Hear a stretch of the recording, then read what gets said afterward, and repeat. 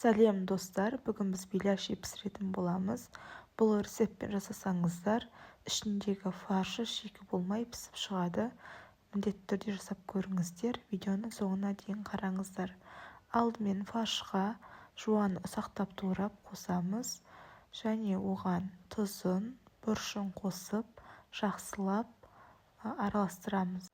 Жақсылап біркелкі болғанша араластыратын боламыз. Беляшидің қамырының рецептісін осы видеоның астында описаниеда қалдыратын боламын. Содан кіріп қарап жасасаңыздар болады. Осылай бөліктерге бөлеміз және қамырымызды дөңгелектеп аламыз.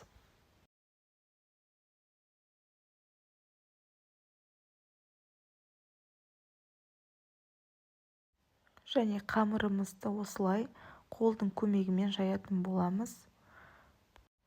Тестімізді майлап аламыз және осылай қолдың көмегімен жайып шығасыздар. Және ортасына салмамызды, яғни фаршымызды салатын боламыз. Осылай қолдың көмегімен түйіп шығамыз. Осылай түйіп шығамыз және тағы да сыртынан жұқалап жаятын боламыз. Біздің қамырымыз қалың болса, ішіндегі фаршы шикі болып шығады. Осылай жұқа қылып жайып, қуырып алсаңыздар, ішіндегі фаршымен бірге өте дәмді болып пісетін болады.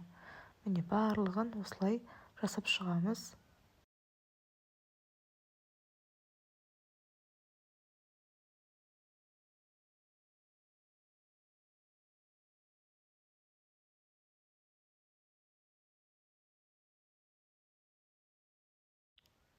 Және қызып тұрған майда екі жағы қызарғанша пісіріп шығамыз. Осылай әдемі болып пісіп шығады. Және суығасын дастарханға ұсынсаңыздар болады. Сіздерге ұнаса лайк басып, комментарий қалдырып, каналға тіркеліп кетіңіздер. Рахмет.